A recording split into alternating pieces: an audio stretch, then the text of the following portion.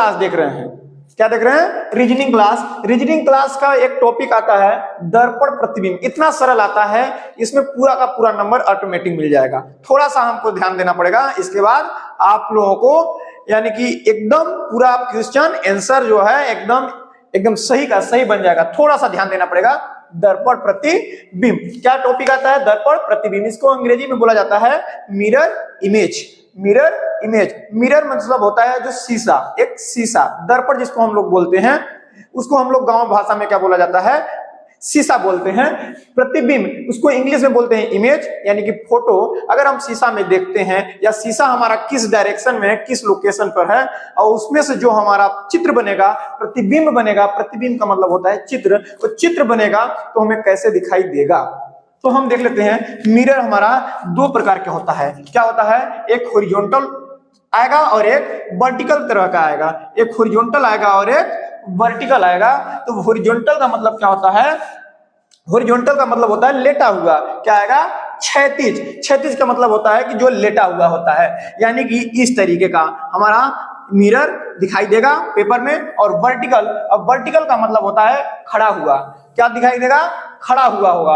Vertical का मतलब होता है ऊर्ध्वाधर, हिंदी में बोला जाता है ऊर्ध्वाधर, यानी कि खड़ा।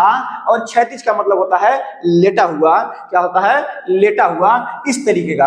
ये लेटा हुआ है और ये मिरर जो है, ये शीशा जो है वो खड़ा खड़ा है। तो इसके एक साइड में पॉलिश लगा रहता है, एक साइड में पॉलिश लगा करके उसका बंद किया रहता है, और एक साइड में हम लोग जिस साइड से चेहरा देखते हैं वो चिकना वाला जो इस साइड से हम लोग देख सकते हैं, और इस साइड से पॉलिश किया रहता है ताकि हम सामने से कुछ देख सकें। अगर पॉलिश नहीं किया रहेगा तो शीशा क्या हो जाएगा? पारदर्शी हो जाएगा। हम इस साइड से देखेंगे उस साइड का दिख जाएगा।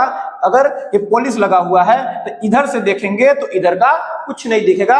अब जो कोई भी दिखेगा, यानी कि हम देखेंगे शीशा के अंदर शीशा को, तो हम वो शीशा में से हम ही दिखाई देंगे, या जो भी कुछ रहेगा शीशा के सामने वो दिखाई देगा। अगर पॉलिश लगा रहेगा तो, अगर पॉलिश नहीं लगा रहेगा तो आर पार कर देगा, यानी कि शीशा क्या कर देगा? पारदर्शी हो जाएगा।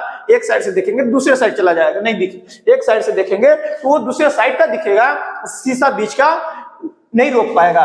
तो हमारा शीशा मिरर या शीशा कितने प्रकार का हो गया? दो प्रकार का, हॉरिजॉन्टल और वर्टिकल।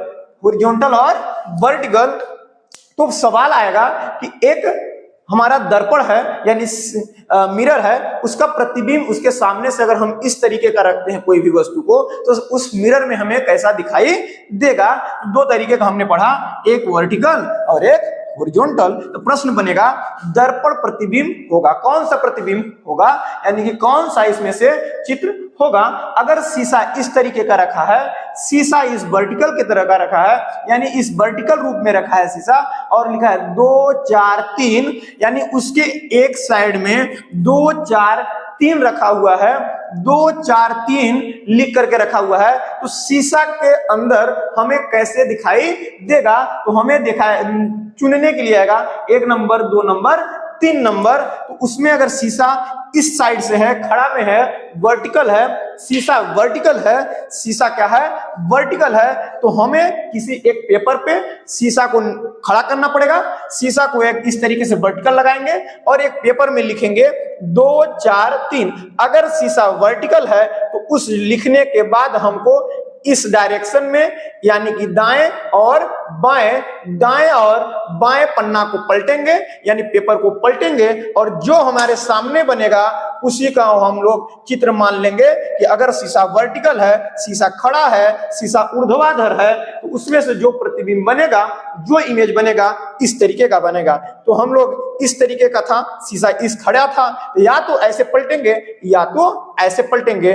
जैसे हम किसी तरीके से पलटेंगे, यानी चाहे इस बगल से पलटे या तो इस बगल से पलटे, सिर्फ हमको दाएं और बाएं पलटना है। अगर शीशा खड़ा है तो हमारा प्रतिबिंब बनेगा 2 4 3 का, 2 4 3 का हमें लिखना पड़ेगा इस तरीके से। 3 आ जाएगा, यानी शीशा के तरफ 3 और उल्टा होकर के आ जाएगा। तो शीशा के तरफ उल्टा होकर के पहले स्थान पर 3, दूसरे स्थान पर 4, तीसरे स्थान पर 2। ये नहीं है क्योंकि 2 तो सीधा हो गया, इसमें से 342 हो गया, ये तो आएगा नहीं।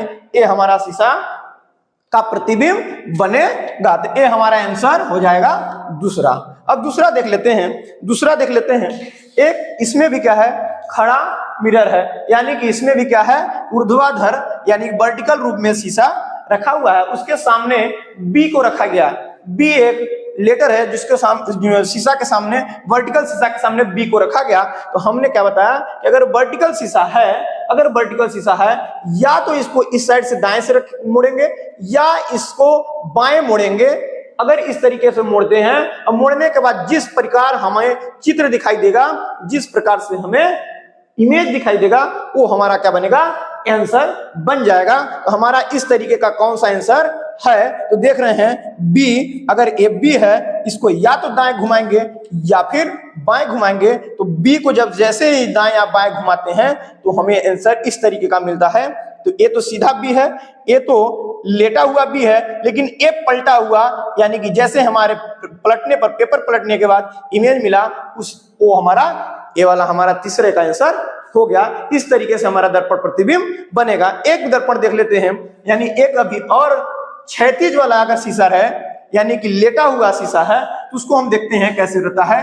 यानी एक साइड पॉलिश क्या रहता है और एक साइड हम लोग देखते हैं।